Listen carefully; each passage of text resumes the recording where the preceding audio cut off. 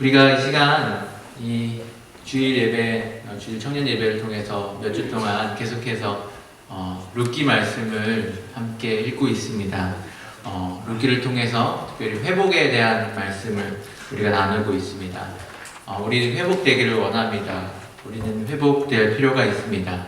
이 관계 회복이 필요합니다. 부모, 형제, 친구, 또 직장 동료, 교회의 다른 지체들 간의 어려운 관계들, 실타래처럼 얽혀서 어디서부터 풀어야 할지 감조차 잡히지 않는 그런 관계 속에서 우리는 회복되어야 합니다. 또 우리 마음의 상처에서 우리 회복이 필요합니다. 우리 자존감의 회복이 필요하고 열등감이 극복돼야 되고, 사랑받지 못하고 인정받지 못해서 받은 그런 상처들, 그 마음의 상처들, 예민해지고 또 날카로워지고 부정적이 되고 비관적이 된 우리의 마음의 회복이 필요합니다. 또 우리 삶의 여러 가지 문제에 있어서도 우리 회복이 필요합니다.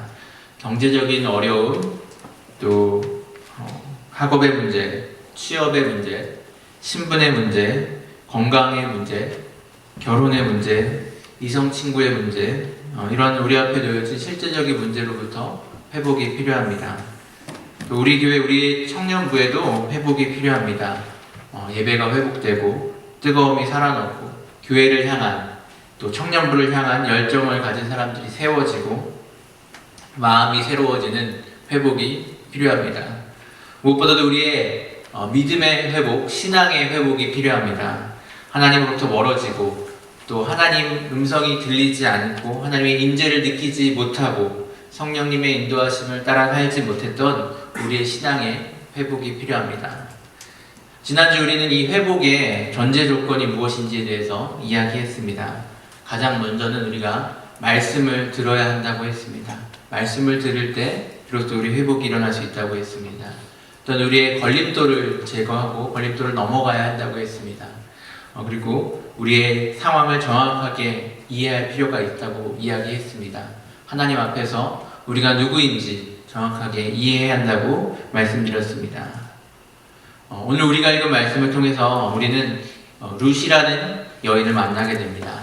남편과 시아버지를 모두 잃고 재산마저 모두 잃어버린 채 이제 시어머니를 따라서 자신에게는 낯설고 가족이나 친척, 친구도 찾아볼 수 없는 그 베들레헴 땅으로 이사온 룻. 어찌 보면 그 절망의 끝에서 인생의 밑바닥에서 살고 있는 여인입니다. 하지만 이 여인은 놀라운 회복을 경험하게 되는 여인입니다.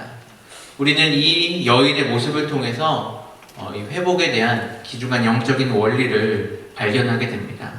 오늘 말씀에서 보여진 이 여인의 삶을 통해서 우리는 회복은 어떻게 이루어지는 것인가에 대한 중요한 영적인 교훈, 영적인 원리를 발견하게 됩니다. 우리는 오늘 그것이 무엇인지 말씀을 통해서 함께 나눠보고자 합니다. 가장 먼저 회복은 어떻게 이루어지는 것인가에 대해서 이야기할 수 있는 가장 중요한 대답, 그것은 바로 회복은 하나님께서 이루신다는 것입니다. 회복은 하나님께서 이루십니다. 회복을 이루시는 분은 하나님이십니다. 우리는 회복을 원하지만 그것이 우리의 뜻대로 이루어질 수 없는 것임을 잘 알고 있습니다. 우리가 원한다고 해서 그 회복이 쉽게 될 수 있다고 한다면 우리는 굳이 회복에 대해서 이야기할 필요가 없을 것입니다. 하나님께서 회복을 이루십니다. 우리는 이것을 분명히 알고 이 사실을 믿어야 합니다. 우리가 종종 착각하기 쉬운 것은 이 회복이 나의 손에 달려있다고 생각하는 것입니다. 내가 이렇게 하면 될 거야. 내가 이렇게 행동하면 이렇게 달라질 수 있을 거야. 그래서 문제는 이렇게 해결될 수 있어 라고 생각하는 것입니다. 때로는 이러한 착각이 맞아 들어갈 때도 있습니다. 하지만 착각은 착각입니다. 결국 내가 스스로 컨트롤할 수 있다고 생각했던 모든 것은 나의 생각과 의도와는 전혀 다른 방향으로 흘러가는 것을 경험하게 됩니다. 전혀 예상하지 못했던 일들이 발생하고 전혀 예상하지 못했던 반응들이 나타나면서 결국 내가 원했던 결과와는 전혀 다른 결과가 나타나는 것을 우리는 자주 경험합니다. 제가 아내와 데이트를 막 시작할 때 일이었습니다. 보통은 데이트 코스를 아내가 짜는데 그날은 제가 한번 데이트 코스를 짜서 아내를 같이 데려다니면서 좋은 경험을 하리라 이런 마음을 가지고 데이트 코스를 짜봤습니다. 인터넷에서 많이 찾아보고 참 좋은 데이트 코스라는 것을 나름대로 열심히 알아보고 준비를 했습니다. 제가 준비한 데이트 코스는 이 인사동에 있는 한 전통 찻집에 들러서 거기서 차를 마시고 그 다음에 인사동을 이렇게 돌면서 구경하는 말로만 들어도 꽤 괜찮은 데이트 코스였습니다. 그래서 제가 그 데이트 코스를 준비했기 때문에 아주 기분 좋은 데이트가 되겠다 이런 희망을 가지고 데이트를 하러 나갔습니다. 근데 처음부터 이 문제가 발생하고 말았습니다. 당시 9월이었는데요. 9월 치고는 좀 더운 날씨에 날씨가 꽤 더웠고요. 또 아내는 저한테 좀 예뻐 보이겠다고 좀 더운 옷을 입고 나왔습니다. 근데 아내는 더운 것을 되게 싫어하고 몸에서 땀나는 것을 참지 못하는 성격이거든요. 그래서 인사동을 이제 걷기 시작하자마자 아내는 약간 더워지면서 땀이 날 것 같고 약간 짜증이 나려고 그런 약간 짜증이 나기 시작했습니다. 또 이제 전통 찻집을 이렇게 찾으러 가는데 그 인사동 거리에 이렇게 공사하는 곳이 곳곳에 있어서 그 전통 찻집을 찾으러 가는 그 길이 되게 찾기가 어려운 것이었습니다. 어찌어찌해서 결국 거기를 찾아가긴 했는데 여기가 워낙 전통 찻집이라서 에어컨이 안 달려있는 그런 시설이었습니다.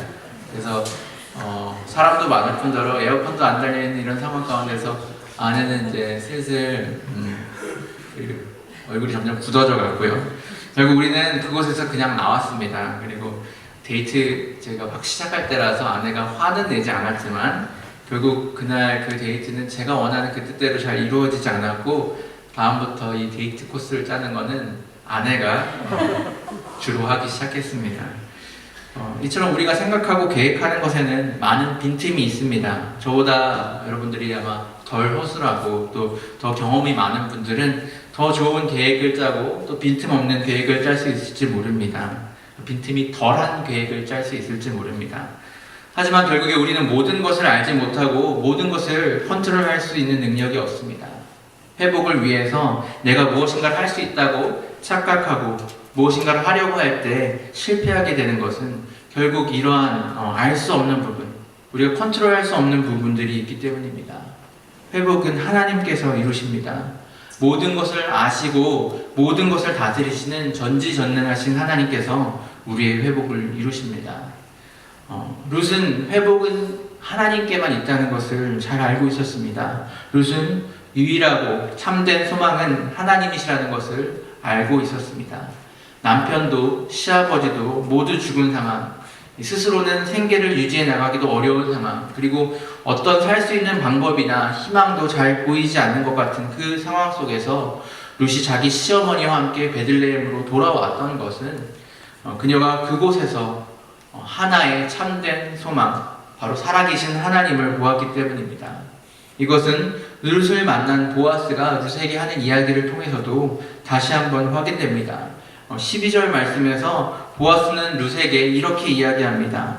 이스라엘의 하나님 여호와께서 그의 날개 아래에 보호를 받으러 온 내게 온전한 상 주시기를 원하노라.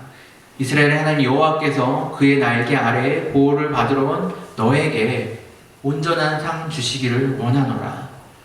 룻은 하나님의 날개 아래에 보호를 받으러 왔습니다.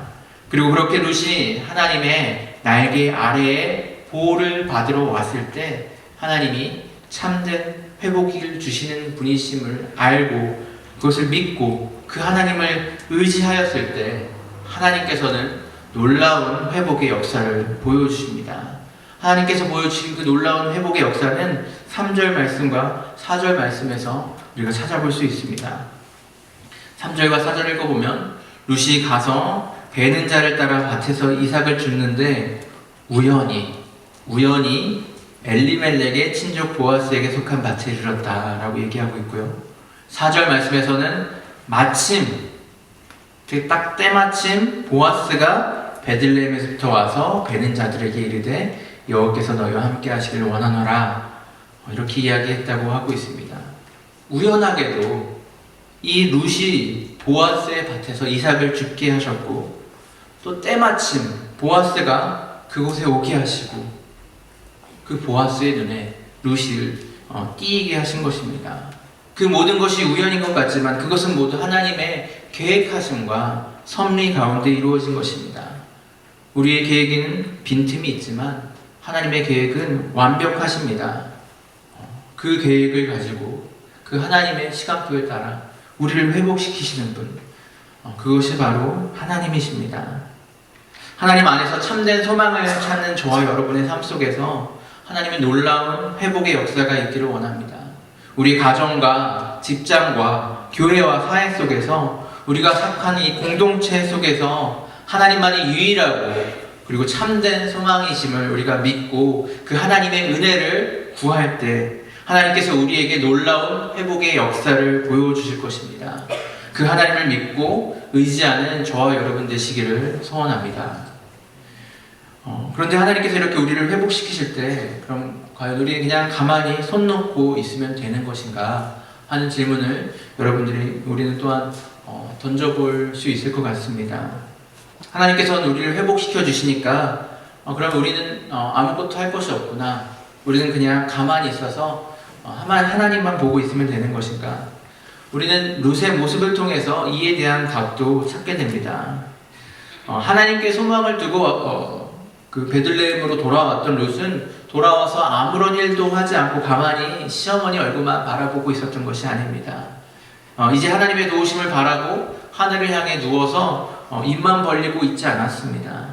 룻은 그곳에서 자신이 할 수 있는 일을 찾아서 그 일을 했습니다. 바로 이삭을 주우러 나가는 것이었습니다. 당시 이스라엘에는 취수할 때 밭의 모퉁이까지의 곡식을 모두 거두지 말고 또 떨어진 이삭을 줍지도 말라는 하나님의 율법이 있었습니다. 그것들을 이렇게 남겨놓음으로써 사회의 이 최하위 계층이 그러니까 가난한 자들이나 아니면 떠돌이들이나 또 과부들 스스로 어떻게 살아갈 수 있는 능력이 없는 사람들이 그 이삭을 주어서 먹고 살 수 있도록 하라고 하나님께서는 명령하신 것이었습니다. 룻은 그래서 그 이삭을 줍기 위해서 밭으로 나갔던 것입니다. 자신이 할 수 있는 일이 비록 작고 하찮은 일일지라도 그것을 룻은 찾아서 했던 것입니다.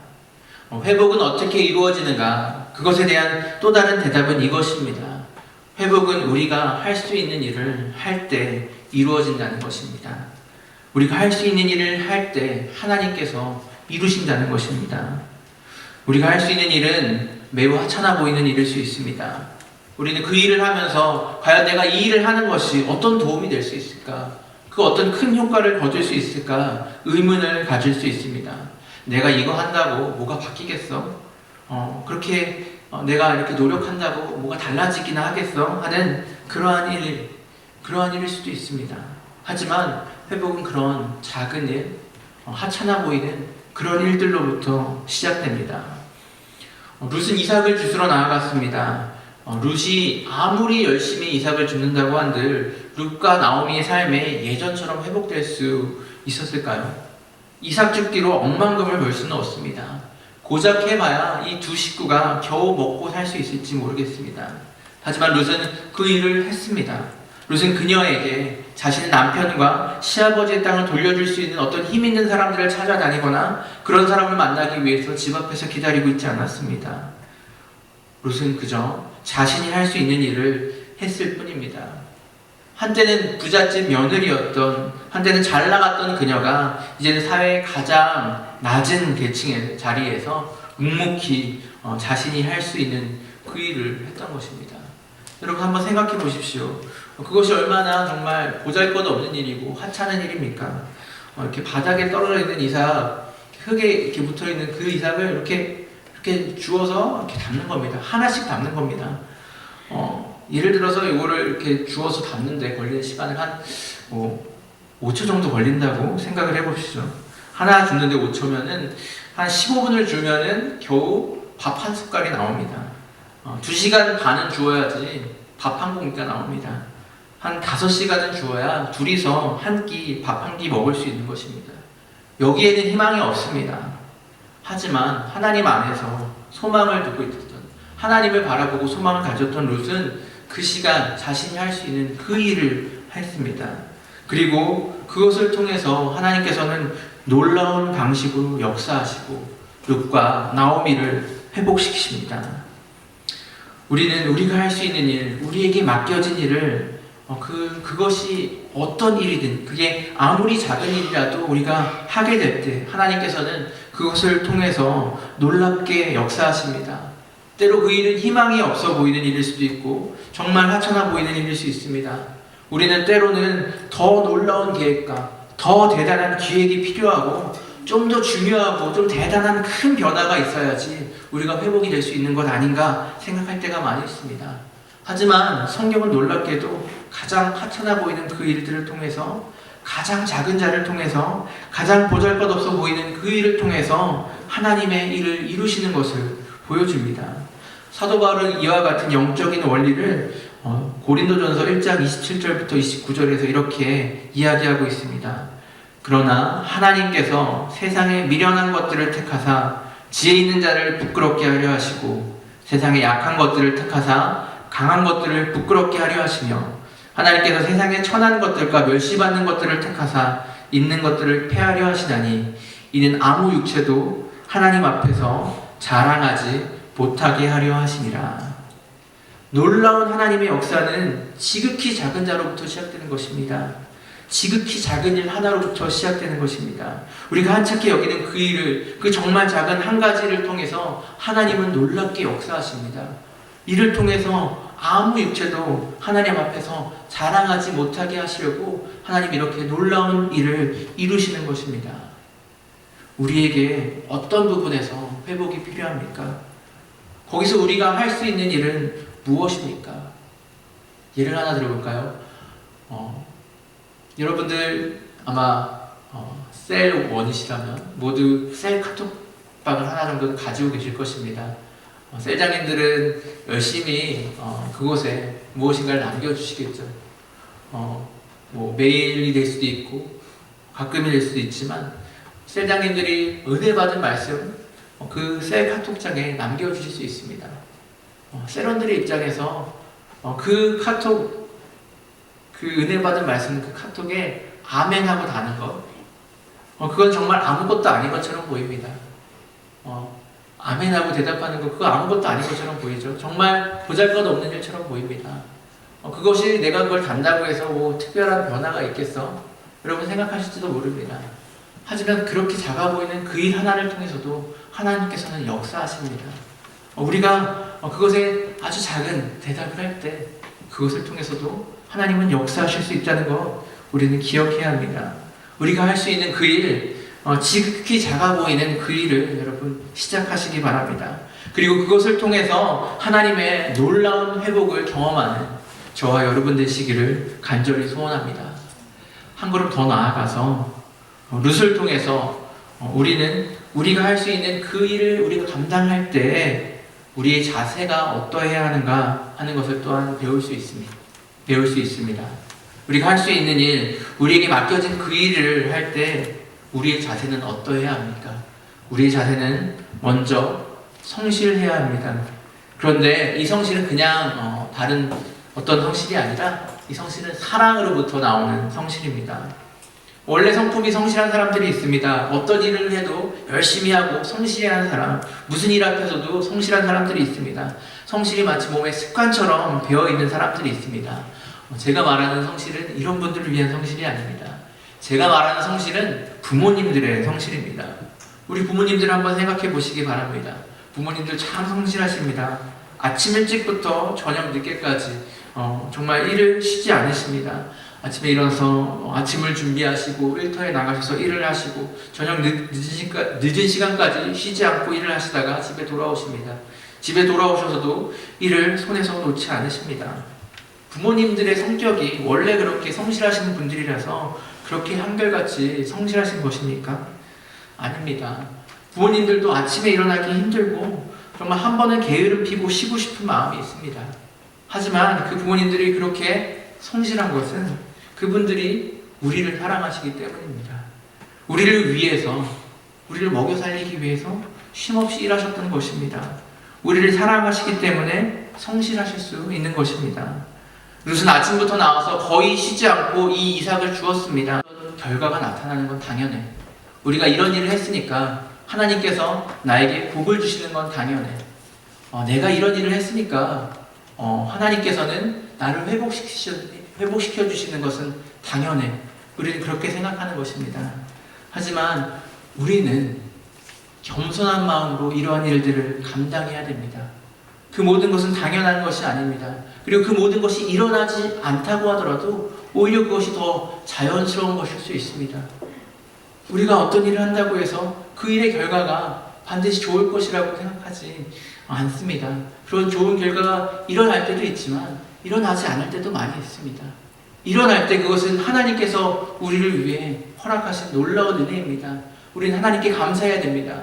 우리에게 은혜를 베풀어준 다른 사람들에게 감사하고 또 그 은혜에 대해서 정말 하나님이 이렇게 허락하여 주신 것이라고 생각해야 됩니다.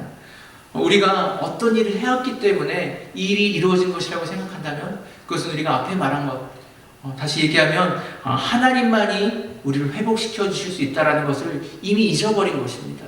하나님만이 우리를 회복시켜 주실 수 있습니다. 우리는 그 가운데 우리가 해야 될 작은 일을 감당할 뿐입니다. 하나님께서 행하시는 것입니다. 하나님께서 우리를 회복시켜 주시는 것입니다. 결론을 말씀드리겠습니다. 회복은 우리에게 속한 것이 아닙니다. 회복은 하나님께 속한 것입니다. 하나님께서 우리를 회복시켜 주십니다. 우리의 가정과 우리의 일터와 우리의 교회와 우리의 마음을 하나님께서 회복시켜 주십니다. 그 하나님이 회복시켜 주실 때 우리는 우리 맡은 바 그 작은 일을 성실하게 사랑하는 마음을 가지고 겸손한 마음으로 감당해야 합니다. 그리고 그렇게 겸손한 마음으로 또 성실하게 감당할 때 하나님께서는 우리를 놀랍게 회복시켜 주실 것입니다. 하나님이 놀라운 방법을 통해서 우리를 회복시켜 주실 것입니다. 제가 정말 존경하는 한국에 있는 한 목사님께서 늘 설교마다 강조하시면서 하신 말씀이 있습니다. 그 말씀은 바로 하나님 100%, 사람 100%라는 말씀이었습니다. 하나님께서 100% 일하시고 그리고 사람이 100% 일할 때 가장 좋은 일이 100% 일어날 수 있다는 말씀이었습니다. 물론 그 말씀을 하시고 나서 또한 붙이신 말씀이 있습니다.